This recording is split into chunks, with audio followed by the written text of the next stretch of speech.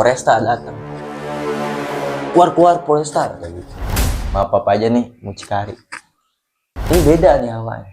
Beda. Buang air kecil harus dibotol, dimasukin ke penjara sementara, ruangan sementara. Itu ukurannya cuma 2x3. Main gituan setengah badan lu di dalam penjara. Saya jauh dari Allah juga. Oke, assalamualaikum warahmatullahi wabarakatuh. Kembali lagi bersama saya Farhan Sururi. Nah, teman-teman semua, pada kesempatan kali ini saya tidak ingin membagikan sebuah cerita, akan tetapi saya mendatangkan seorang narasumber yang mungkin dari ceritanya narasumber tersebut bisa kita ambil sisi baiknya dan kita buang sisi buruknya. Langsung aja kita sapa nih narasumber kita. Halo Bang. Ya, sehat ya. Alhamdulillah sehat. Nama siapa Bang? Biasa panggilnya aja Abai. Abai. Abai. Kasih nih Bang, udah jauh-jauh datang dari mana? Jakarta. Jakarta. Ya. Udah nyempetin datang ke Sukabumi. Berapa jam tadi naik motor Bang? Tadi sekitar ya sejam setengah lah. Sejam setengah Iya. ya. Karena kan jam segini udah lumayan sepi juga. Sepi ya, benar-benar. Kira-kira nih Bang, Abang mau membagikan cerita apa nih Bang kalau boleh Jadi tahu? ini pengalaman ya udah lama sih. Ini buat edukasi juga buat kalian semua nih tentang bahayanya dan dampak dari apa aja. Nah, makanya di sini mungkin saya sendiri nih bisa cerita ke seluruh yang nonton nih, ya kan, terutama buat yang nonton dan ke abang juga nih, Iya. bahwa ini kita menceritakan tentang edukasi. Jadi cerita yang mungkin dibawakan tentang bahaya. Kalau boleh tahu, bahaya pernah sampai ketangkap Bang? Ya benar banget. Oke, penasaran kali ya sama ceritanya Bang Abai, oke? Sebelum kita lanjut ke ceritanya, nantikan yang satu ini.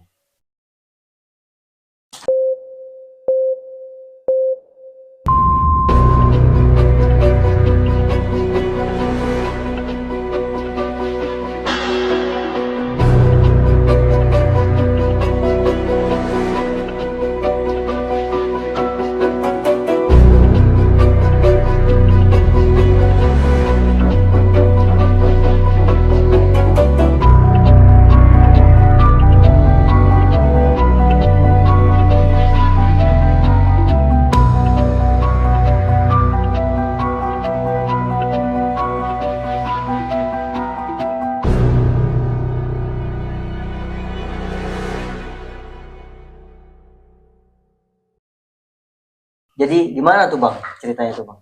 Jadi Ada dulu pertama biar dong. enjoy ngerokok dulu kali Bang. Oke, boleh dah. Saya isep Biar nih bang ya. isep dah, Oke. biar santai. Oke. Ya maaf ala kadarnya nih Bang ya. Nggak apa-apa. Lagi juga nih rokok kesukaan gue juga nih. Kebetulan. Kopi game baru boleh join Oke. kita, Bang, ya.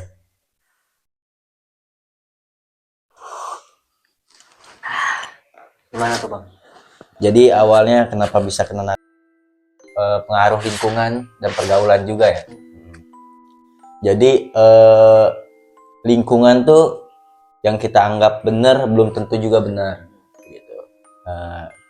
Kita kenal teman luar belum tentu juga baik atau enggaknya. Ya pertama sih kenal narkoba itu awal coba-coba, penasaran. Ya terutama dari hal yang kecil dulu lah, seperti kayak misal minuman keras kan. Terus ada juga yang gitu kan, sekarang banyak banget nih, apalagi sekarang ada sintetis tuh yang lagi tenar banget sekarang kan. Nah di sini saya mau cerita kenapa bisa ketangkepnya. Jadi awalnya saya tuh bisa kena itu karena dari teman. Jadi saya punya tongkrongan lain bukan tongkrongan yang dekat rumah, ini bukan teman-teman yang dekat rumah. Jadi tongkrongan di luar gitu. Makanya kenapa kita banyak temen tuh di luar belum tentu dia baik buat kita juga. Nah, ini edukasi juga nih ya, hati-hati juga. kalau kita punya teman.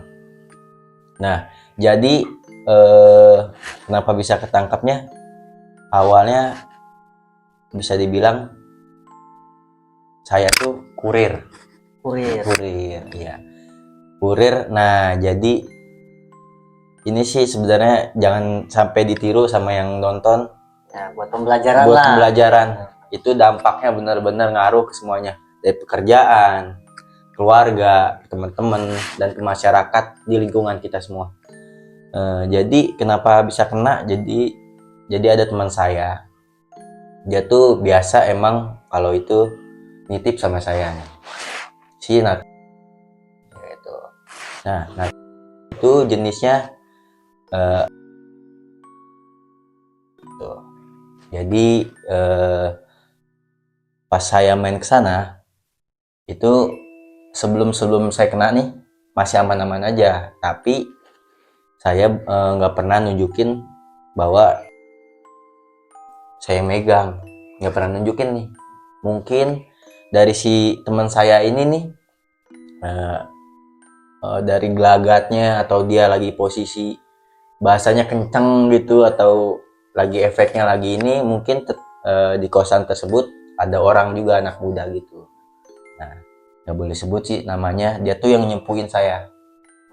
Jadi emang dia tuh ternyata pas dengar cerita tuh emang dia tuh cepu gitu ibaratnya. Iya, sebenarnya sih saya salah di saya juga gitu, ya kan, karena ya bermain di dunia gini, dunia gelap banget, itu benar-benar gelap. Jadi kenapa bisa sampai ketangkep? Ya karena saya habis main ke situ, itu sebelumnya masih aman-aman aja nih, masih aman-aman aja. Nah, sampai benar-benar saya ngelakuin semuanya sampai di titik rendah banget, yaitu karena kondisi keuangan lagi sulit, makanya saya bisa sampai jadi kurir ibaratnya gitu kan, kurir. Posisi lagi rendah banget, kebetulan salah saya juga sih, ini di keluarga ini ngaruh banget. Saya posisi cekcok lagi sama orang tua, ayah saya cekcok segala macem. Ya saya nggak mau emosi di luar. Emang sebelumnya saya juga emang udah ngejalanin hal itu kayak kurir gitu, tapi berdampaknya nih yang bener-bener saya keluar jalur banget tuh ya karena ada hal-hal lain juga ya. Hal-hal lain. Nah, di situ saya berantem sama orang tua saya jauh dari Allah juga, itu berpengaruh banget. Jadi semenjak hal itu saya ngelakuin itu saya jauh dari Allah, jauh dari keluarga, jauh dari orang tua segala macam. Makanya kenapa saya bisa ngelakuin hal itulah, atau kerja sebagai kurir, terjun ke dunia itulah. Nah, iya, itu ngaruh banget. Nah, setelah berbulan-bulan lah masih aman-aman aja. Nah, kemudian satu hari itu tuh posisi kan saya kerja juga ya. Kerja saya di sini di Bogor. Saya kerja di Bogor, di Pajajaran sini, di depan hotel Pajajaran. Saya kerja di situ. Kebetulan saya juga kerjanya tuh inian lah. Tapi gaji lumayan, kok ngerasa kayak kurang aja. Hidup tuh kayak kurang aja. Nah, makanya saya itulah nyari tambahan, tapi dengan cara hal yang mudah, yang gampang. Jadi pribadi saya pengen nyari tambahan dengan praktis. Nah, benar. Praktis. Benar, nggak perlu. Kan kalau itu kan resikonya gede tapi gampang, duitnya juga gede. Nah, jadi saya juga temen bilangin, janganlah. Temen udah banyak bilangin, lu ngapain sih kayak gitu. Orang tua nggak tahu, keluarga nggak yang tahu. Paling teman-teman aja nih, teman-teman udah ya teman-teman deket tuh, lu ngapain sih sampai jauh banget kayak gini gitu. Gue posisi juga kacau banget. Nah, nanti kita balik lagi ke yang kenapa saya ketangkap juga. Nah, ini cerita dulu. Udah gitu setiap pulang kerja tuh saya kadang main ke kosan. Ini tempat saya yang ketangkap nih, ke kosan. Nah, kosannya ini ada di. Nah ini sebenarnya antara mau diceritain atau enggak nih, bingung nih. Iya. Ada hal lain juga sebenarnya. Selain saya juga jadi kurir. Kayak gitu. Nih jangan ditiru juga nih ya untuk apalagi anak-anak di bawah umur atau sebagainya lah. Jadi sebenarnya selain jadi kurir, saya juga itu jadi maaf apa aja nih mucikari. Mucikari itu apa? Mucikari itu ya jual-jual cewek gitu. Cewek open BO lewat micet, iya, gitu-gitu. Ini hal yang gak bagus banget sebenarnya untuk diceritain, cuman edukasi juga ya. Jangan sampai kejadian sama kalian semua nih. Terjerumus ke hal-hal yang benar-benar gelap lah. Ini benar-benar di luar ekspektasi diri saya sendiri nih bakal ngelakuin hal kayak gitu. Iya, benar. Nah, di situ juga yang saya bilang tuh kosan itu tuh tempat-tempat cewek-cewek itu. Jadi teman saya tuh yang biasa ini beli itu ya itu cewek-cewek itu. Oh, jadi maksudnya barang yang abang jual dalam artian N lah ya kita sebut N lah ya. Iya. Saya sebutin. Barang N itu yang beli para pelaku yang sering open itu. Iya, cewek-ceweknya. Open lah ya. Iya, open. Jadi tuh pulang pergi dari setiap pulang kerja ke kosan kosan memang yang sarangnya tempat. Iya, benar sekali. Prostitusi itu. Iya. Nah, di situ ya saya udah berjalan sekitar berapa? Ya udah lumayan lama menjalani hal kayak gitu. Nah, awal sebenarnya nggak kepikiran kayak misalkan buat jual ke mereka juga. Tapi posisi para si cewek-cewek ini juga pada suka gitu sama yang namanya si N ini. Jadi ya mumpung juga sih sebenarnya pada saat itu ya, pas masih ngejalanin, mumpung juga. Jadi saya dapat channel, ibaratnya kalau bahasa di dunia gelap itu pasien lah. Pasien. Kan kalau dokter juga pasien tuh. Nah, ini juga pasien kan, karena kita menjual juga. Nah, jadi saya udah cukup lumayan lama. Ya pada dasarnya mau segimanapun kita pinter-pinternya lari ke sana lari ke sini, ketika kita posisi TO dicari nama polisi segala macam, pasti bakal kena juga. Entah itu dari diri kita sendiri yang entah kita apes atau apalah, tapi yang namanya itu pasti disebutnya apes juga sih, ya kan. Balik ke yang saya ketangkap nih, ya kan. Udah gitu kalian semua jadiin pengalaman, jangan sampai ngelakuin hal kayak gini, intinya gitu ya. Buat para penonton nih, ini hanya edukasi hal yang lalu yang saya pernah lakuin gitu. Tapi alhamdulillah sekarang udah enggak ya. Nah, kenapa bisa kena? Ya itu yang tadi cerita yang di awal, saya kena dari tetangga kosan juga. Nah, itu dia tuh teman saya yang cepuin itu tuh, teman saya. Nah, kenapa bisa kena? Mungkin karena ya dari si yang teman-teman saya itu tuh, yang cewek-cewek itu juga, maksudnya ada cowoknya juga. Ya mungkin pada saat dia pakai si N-nya ini gelagatnya atau gimana gitu. Karena kan saya juga kan datang ke situ nggak stay di situ. Kalau yang lain pada stay di situ, jadi mungkin ada kecurigaan. Ya wajar lah. Namanya orang kan berprasangka tuh pasti ada gitu. Nah, di hari dimana saya ditangkap, itu posisi yang tadi saya bilang pulang kerja. Ini posisi hujan nih, posisi hujan. Saya belum megang barang belum, jadi saya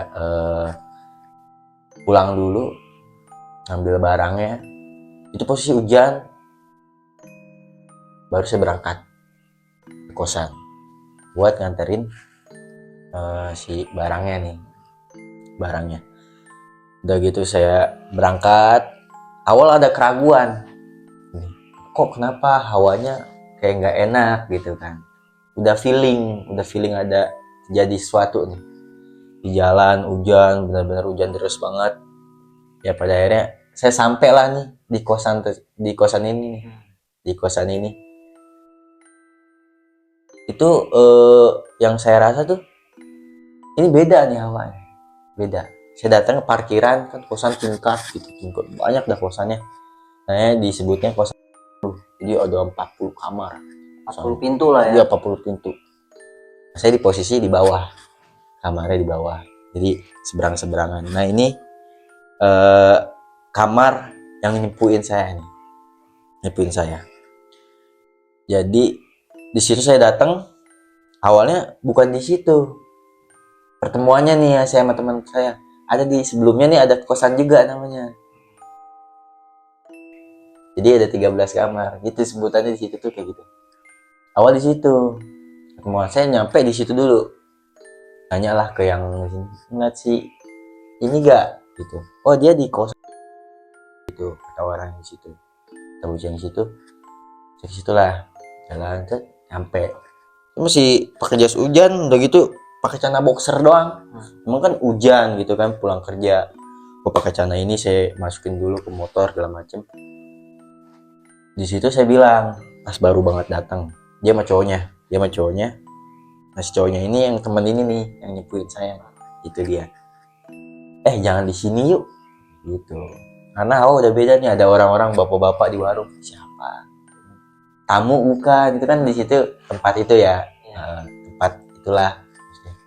Tamu kali tapi hawa udah gak enak nih. Wah, kayak gimana gitu. Saya bilang ini, jangan sini yuk, serem. Di situ aja, di kamar aja yuk. Saya ke kamar lah, Pas udah ke kamar, udah di situ sama yang lain nih, pada berapa orang lah, sekitar 6 orang di kamar. Saya mau lagi transaksi. Nah, di situ niatnya nggak mau langsung stay gitu, nggak. Saya mau langsung cabut, mau ke rumah teman. Emang sebelumnya tuh banyak chat dari teman pada nanyain di mana gitu kan. Saya juga sempet ini lagi di sini nih, ngasih tahu ke teman, gue lagi di luar di sini. Lu ngapain sih? Udah balik, lu ngapain sih kayak gitu? Karena kan kadang kalau lagi pada khawatir teman-teman lagi dekat nih, pada khawatir, takut terjadi kenapa-napa gitu kan. Tapi benar kejadian kenapa-napa gitu. Nah, posisi itu saya masuk ke yang kamar deh.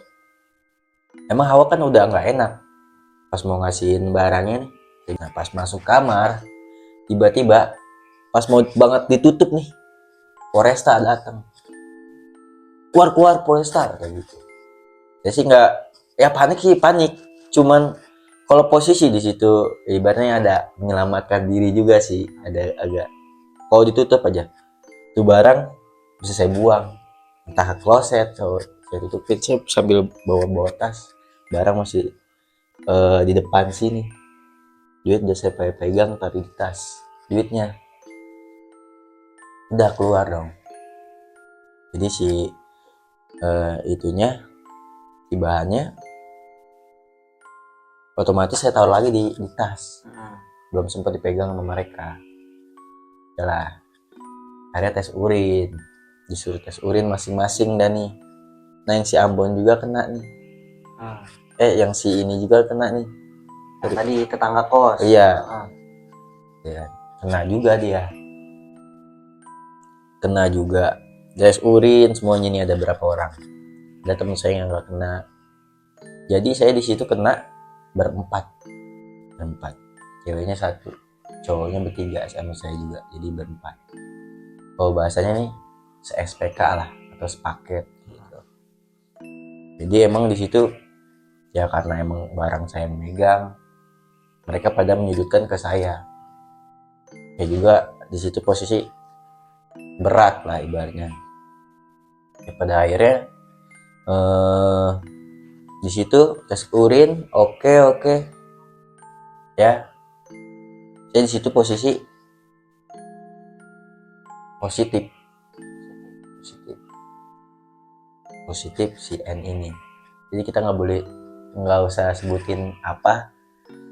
Jadi intinya jenisnya, iya intinya intinya itu. Nah itu lumayan berat lah. Dan yang lain semua tes urinnya ke mereka obat-obatan. Akhirnya saya kooperatif dong. Nggak gimana. Awal nggak ketahuan nih si barang nih. Nggak dicek. Udah dicek. Wah, ada polisinya nih. Wah, lu main darah dari mana lu? Enggak, Pak. Dia bilang dari sendiri. Kayak gitu kan.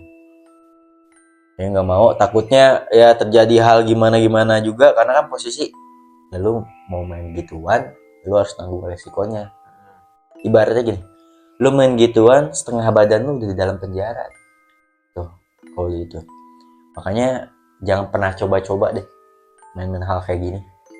Jangan main hal dunia itulah. Jangan pernah. Dibawalah saya. Nggak ada kekerasan kok, nggak ada kekerasan dari pihak kepolisian, nggak ada kekerasan. Dibawa ya nyantai langsung, nggak ke polsek, nggak langsung ke Polresta. Langsung Polresta ya? Polresta. Saya dibawalah ke Polresta. Nyampe sana. Ini posisi saya pakai celana boxer doang. Nah, pakai jaket. Udah kayak gitu aja lah, pakai sepatu. Karena kan posisi pulang kerja.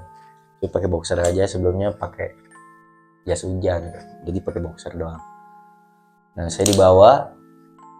Ya di situ dimasukin ke penjara sementara nih, ruangan sementara.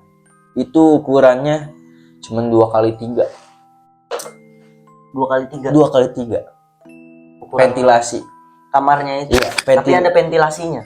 Kecil. Sekitar ya kotak kecil segini di bagian atas pintu, dan terus kipas anginnya cuma satu. Itu debu semua. Dan lantainya cuma kayu, terus langsung ubin, itu juga kayu potong. Banyak botol-botol air kencing. Botol-botol air kencing, terus dibawa botol air minum. Sampah digantung-gantungin. Itu nggak kebayang nyampe bisa di tempat kayak gini gitu. Pas lagi nih ngerasain gue tempat kayak gini loh, nggak, ya ibaratnya nggak layak sih, emang nggak layak bener, karena kan ukuran 2x3 itu 27 orang. 27 orang, berarti penuh banget di dalam itu ya. kebayangan gimana tuh kita tidur. Ada yang diri kali. Ada yang diri, ganti-gantian kita tidur di situ. Nah, dimasukin sementara, besok paginya itu baru kita di BAP. Jadi saya kena tuh hari Kamis malam jam 11. Nah, hari Jumatnya saya di BAP. Pagi-pagi saya di BAP. Jadi BAP berempat. Ya ceritalah kenapa ada ya mereka ya karena saya megang barang segala macam, ya otomatis nyudutin lah ke abang. Nah, benar. Saya terima, nggak apa-apa lah, ya kan. Oke, kalau emang kayak gitu. Nah, awalnya kan ini kan sebenarnya ya harusnya ya gue nggak yang kayak ini lu kan, ini kita sama-sama apes lah, ibaratnya kan apes. Nah, sebelum yang cerita lagi, balik yang kena nih. Nah, kenapa yang tetangga ini, kenapa saya bilang cepu? Dia tuh pas di tempat kejadian di kosan ini, di TKP, dia sama polisi ada bahasa gini. dia nyebutin posisi, nyebutin namanya, aman ya gitu. Terus si yang itunya ngeliat depan muka, oh ya Pak aman. Curigaan dong, Iya, bener-bener kecurigaan dong. Oh berarti ternyata dia yang ngasih tahu orang. lah. Iya, dia ngasih tahu. Udahlah, dari itu saya di BAP pagi-pagi, kita kronologi segala macem. Di situ kita ditelepon suruh menghubungin orang tua. Lalu saya nelpon umi saya, nggak diangkat. Akhirnya ayah saya nelpon ayah saya. Ya kan karena sebelumnya yang saya tadi cerita, saya ada masalah di rumah sama ayah saya gitu kan. Ya mau nggak mau, karena kan emang harus orang tua juga. Saya telepon orang tua. Shock juga orang tua dengar. Ya tolongan abang lagi di Polresta. Orang kenapa emang di Polresta? Ini gara-gara abang emang ini, pokoknya ya orang tua pasti inilah, pasti shock banget, orang tua pasti shock banget dengarnya. Pagi-pagi akhirnya sebelum Jumat orang tua saya datang buat karena kan emang disuruh datang sama dari pihak Polresnya di kepolisian. Udah datang ngobrol dulu sama orang tua, kenapa bang gitu ya. Orang tua juga nanya, kok abang bisa sampai kayak gini? Dinasihatin, abang jauh dari Allah, jauh dari keluarga juga. Di situ sempet mau nangis cuman susah gitu. Kita merenung, bener ya. Kalau emang kita jauh dari Tuhan kita bakal ngelakuin hal yang nggak diduga lah. Iya benar. Itu pelajaran. Apalagi orang tua saya juga guru ngaji, suka kayak imam-imam di masjid gitu kan, jadi berpengaruh juga, berdampak ke lingkungan. Di situ banyak omongan tentang saya lah di lingkungan, gak jelek. Orang saya juga mikir, waduh bener ternyata dampaknya ke semuanya. Nah udah gitu udah cerita segala macem. Nah ada solusinya nih, ada solusi. Diurusnya tuh kita direhab atau langsung ke penjara. Dua pilihan. Atau langsung naik ke sel gitu. Kalau ini kan ruang tahanan sementara nih yang saya tempatin. Wah itu tempatnya bener-bener kotor banget. Kita buang air kecil harus di botol, ditaruh di atas, nggak dikasih makan. Jadi kalau makan tuh kita harus berharap dari yang jenguk. Sedangkan saya itu dijenguk pas lagi diurusin doang, itu bener-bener kerasa banget. Sempet mikir, ini gue disayang gak sih sama keluarga gue? Sempet kepikiran gitu, karena kita nggak dijenguk ya, dibanding sama yang lain tuh pada jenguk, dibawa makanan. Cuman kita positif aja lah, positif. Ya pada akhirnya alhamdulillah diurusin, akhirnya saya rehab. Alhamdulillah rehab. Itu ada obrolan dari orang tua saya, kepolisian sama yang tempat rehabnya nih, kayak gitu. Jadi ada nego-nego lah, kayak gitu. Ya begini, ada ininya, ada pelicinnya. Jadi ya kalau dibilang hukum bisa dibeli tuh, ternyata benar ada lah.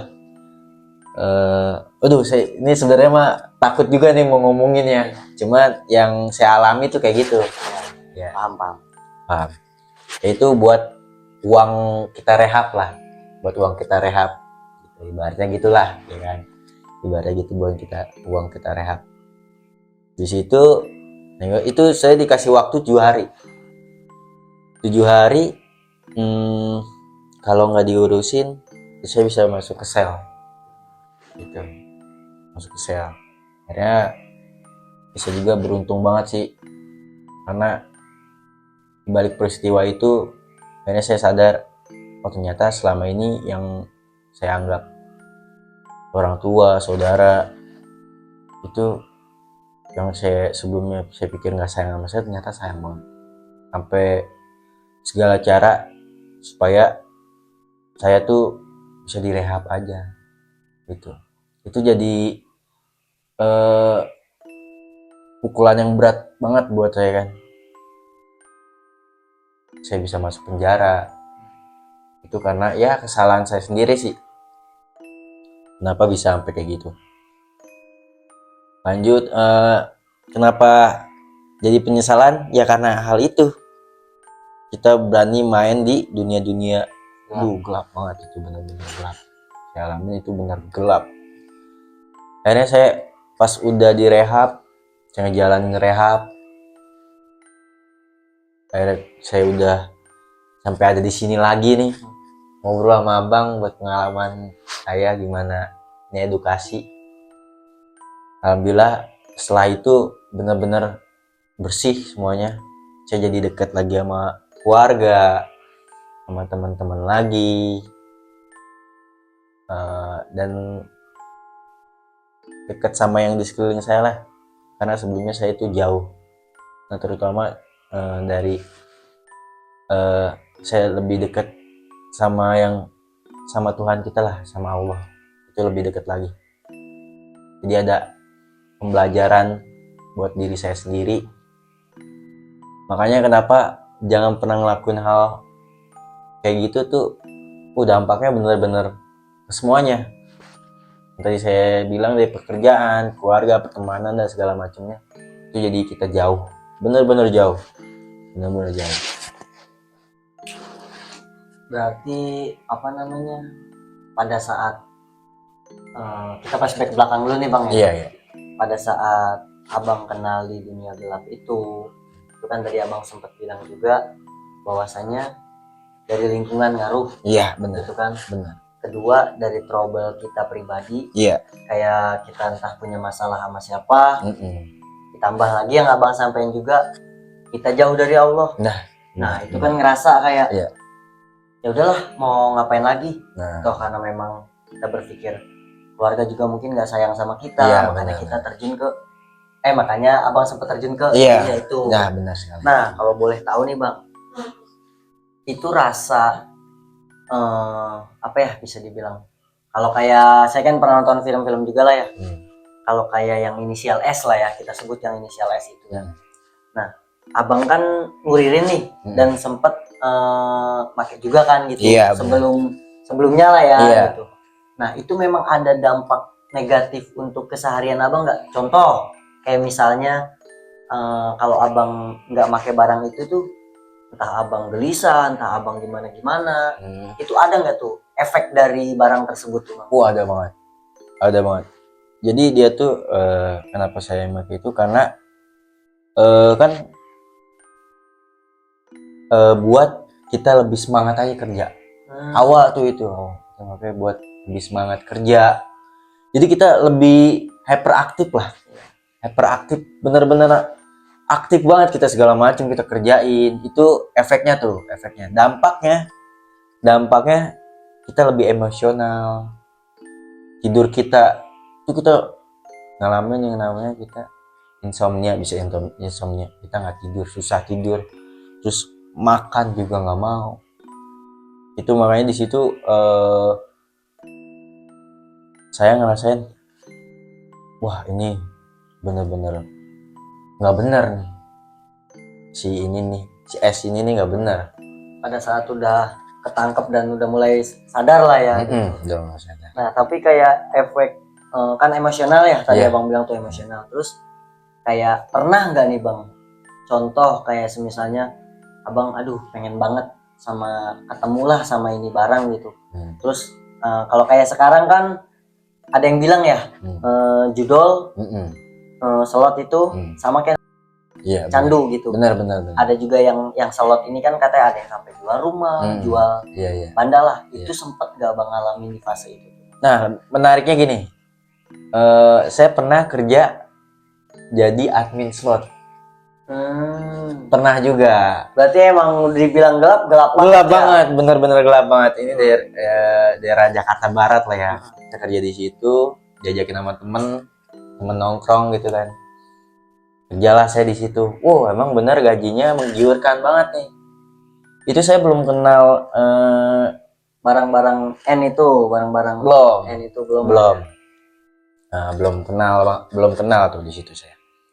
Karena emang si N itu bergeraknya ya di tempat-tempat dunia itulah.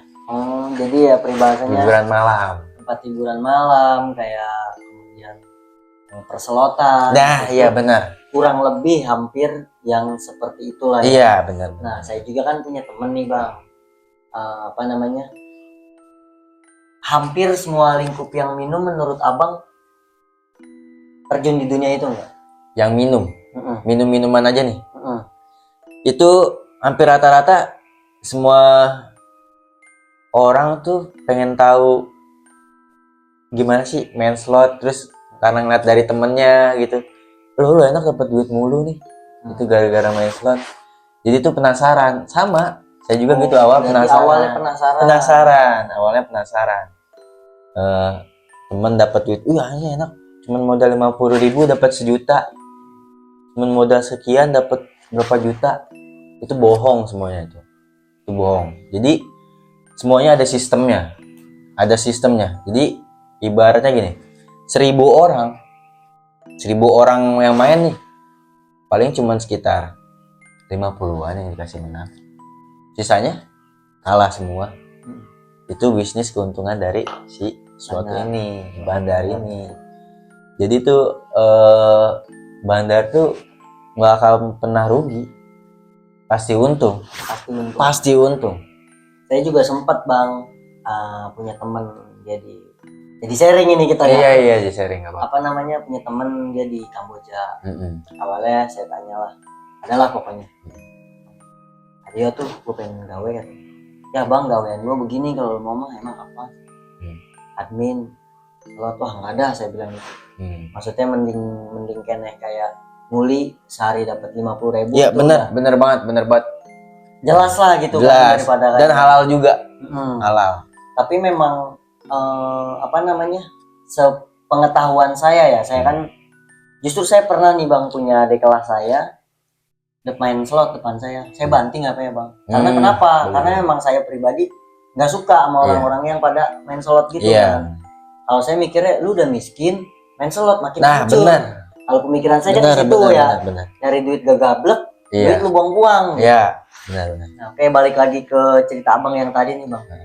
Pernah nggak Abang ngalamin istilah sakau dalam perjalanan kisah Abang yang tadi? Apa namanya, Abang pengen banget nih dapat itu barang, sampai apa aja tuh Abang lakuin gitu. Pernah nggak di posisi itu Bang? Pernah banget. Rasanya gimana tuh Bang? Sebenarnya bukan lebih ke nggak terlalu parah banget sih. Nggak sakau. Bener-bener pengen. Kayak harus gitu. Sebutannya apa? Suges. Bahasanya suges lah. Kayak suges banget itu. Ngebayangin kayak misalkan kita makainya, terus efek-efeknya suges lah. Jadi otak udah ini ya. Saya itu kenapa saya bisa sama orang tua saya, sama ayah saya ini, karena motornya itu saya gadein. Sampai motornya digadein? Bener.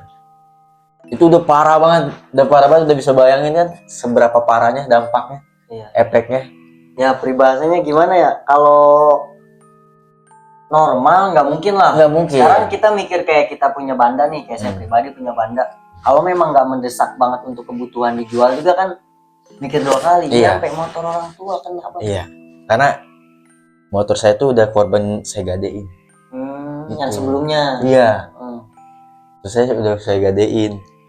Jadi ada banda apa lagi dah.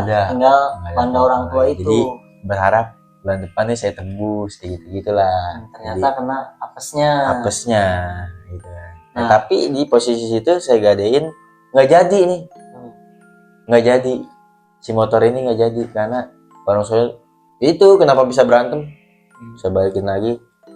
Jadi saya punya uang tuh kurang ibaratnya buat beli si itu barang tersebut lah. Gimana nih caranya, kan akhirnya itu nggak jadi, saya ambil motornya lagi. Ya inilah akhirnya minjem ke kakak gitu, demi barang itu. Tapi bang, kalau di dunia gelap gitu, apa ada salah satu oknum ya kita sebutnya, yang memang terlibat dalam artian saya sempat bertanya-tanya juga lah, bisa dapat barang itu dari mana gitu kan, kemudian yang jual barang itu siapa gitu kan, pasti nggak mungkin dong kayak abang sebagai yang antar atau yang beli, pasti kan ada penyuplainya ini loh. Oh, bisa Kalau dibilang pengetahuan abang tuh gimana? Ini agak berat juga sih buat diceritain, emang karena saya ngalamin bener yang abang bilang, ada permainan lah dari dalam tersebut. Jadi sistemnya kita nerima barang tuh nggak ketemu langsung, nggak face to face. Sistemnya maps itu gimana maksudnya? Jadi ditaruh di suatu tempat, ntar kita dikirimin lokasinya sama dia, kita ambil, kita nggak ketemu sama orang. Oh, jadi contoh nih misalnya kayak abang beli, cuman komunikasi lewat HP, barangnya ada di sini. Iya, sekarang kayak gitu, sistemnya kayak gitu. Jadi nggak tahu lah intinya itu barang dari mana, asal usulnya di mana, ya pokoknya intinya barangnya ada di situ. Iya benar, karena saya juga masarinnya tuh kayak gitu. Oh, jadi pasarin barang tersebut tuh dengan cara kayak gitu. Dengan cara kayak gitu. Apa itu salah satu trik atau gimana tuh bang? Apa memang permainan di sananya seperti itu? Ya emang karena balik lagi, semakin zaman nih tahun makin ini kan, dulu kan ya ibaratnya di gang orang jual-jual kan, bertambahnya ini apalagi sosial media nih banyak yang salah gunain ke Instagram gitu kan, terutama di Instagram nih.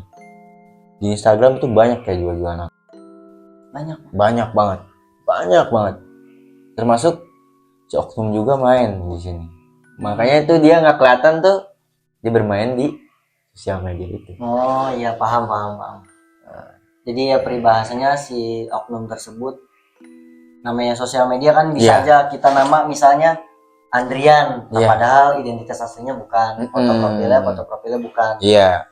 Ya menjual lah intinya, menjual kemudian dipasarkan dengan di map yang tadi tersebut. Iya, nanti kita DM-an dulu, tanya barang. Berarti ada kemungkinan dong bang, misalnya kayak contoh lah, misalnya si oknum tersebut dijual nih, taruhlah ditempel misalnya di mana gitu, di mapping di mana gitu. Nah, pas abang mau ngambil ternyata si oknum tersebut udah nungguin, bisa jadi dong. Iya, emang begitu, ada sistemnya kayak gitu. Kalau misalkan itu banyak yang saya kena tuh, rata-rata kayak gitu. Oh, rata-rata pada saat mau ngambil? Iya, mau ngambil, katanya si akunnya tuh akun itu. Iya, oknum lah, iya. Jadi ngambil keuntungan lagi, kan mikir, wah duit nih, gitu. Tapi emang kan tadi sempat ada bahasa pelicin bang ya? Iya. Nah itu pelicin itu dalam artian udah ada budgetnya dari sana? Atau kayak abang ngajuin saya punya uang segini gitu? Itu dari pihak sana sih. Dari pihak sana udah bilang, ya peribahasanya kalau mau bebas harus ada uang segini. Ya sekian, itu kita harus nego-nego dulu. Oh, ada negosiasinya? Ada negonya. Buka ruang negosiasi? Ada. Nah konsekuensinya semisal kita tidak sanggup atas bayaran tersebut?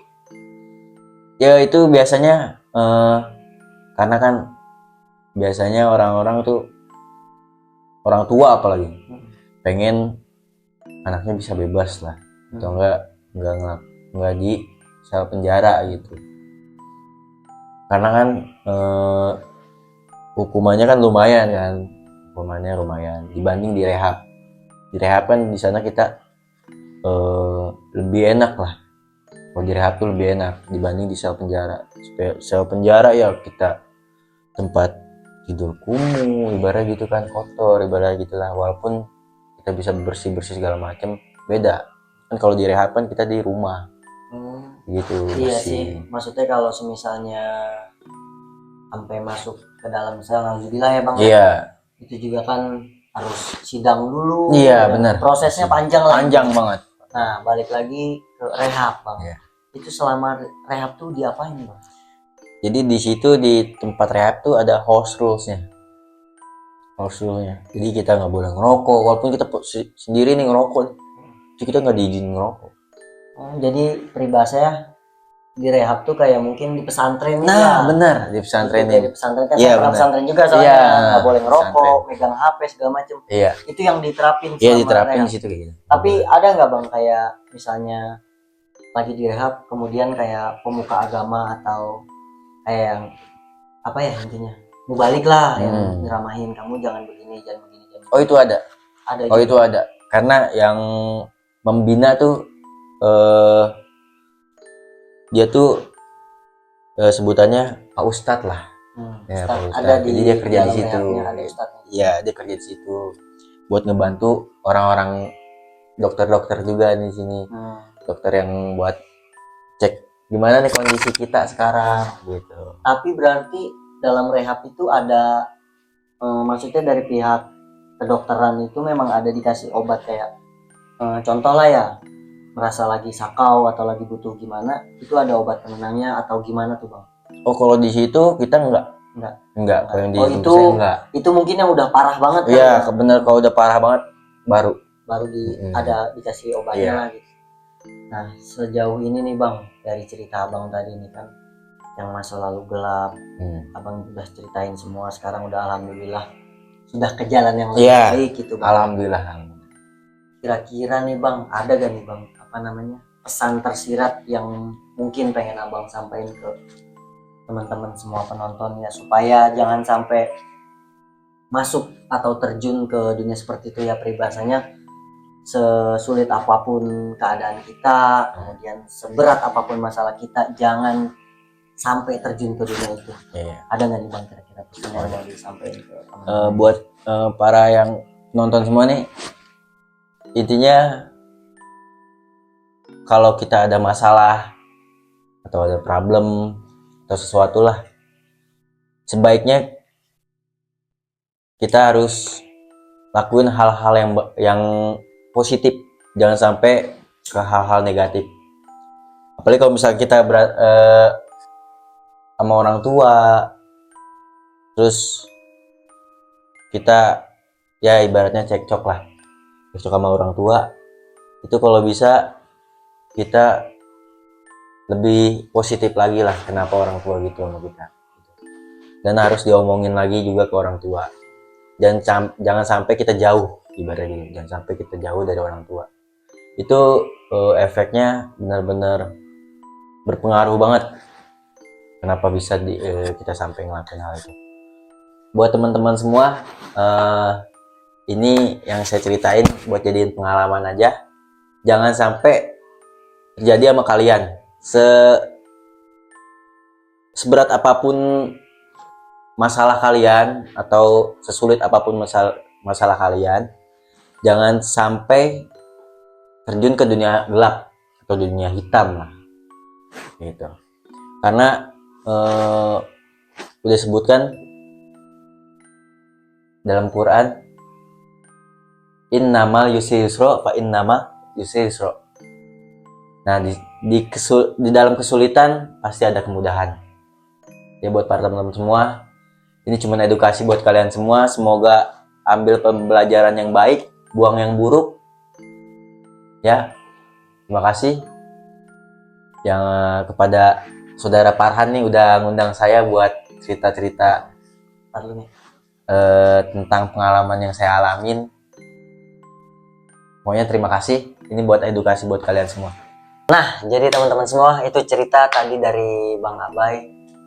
Jangan sampai kisah yang tadi disampaikan juga terjadi sama teman-teman semua. Intinya kisah yang disampaikan sama Bang Abai ini kita ambil sisi baik, kita buang sisi buruknya. Karena memang saya pribadi pernah dan sempat hampir terjun juga ke dunia gelap gitu ya. Sempatlah ada cekcok sama orang tua gitu, tapi alhamdulillahnya saya masih punya rem berkat teman-teman saya juga masih mensupport saya buat ayo bangkit bangkit bangkit, jangan sampai terpuruk sampai apalagi terjun ke dunia gelap itu. Nah teman-teman semua, mungkin cukup sekian video dari saya, dan nantikan video-video berikutnya. Dan jangan lupa subscribe, like, and sebarluaskan sebanyak-banyaknya. Jangan lupa subscribe ya guys. Oke, terima kasih Bang Abai sudah menyampaikan sedikit pesan tersirat nih buat teman-teman semua. Sehat selalu Bang. Ya. Oke. Wassalamualaikum warahmatullahi wabarakatuh.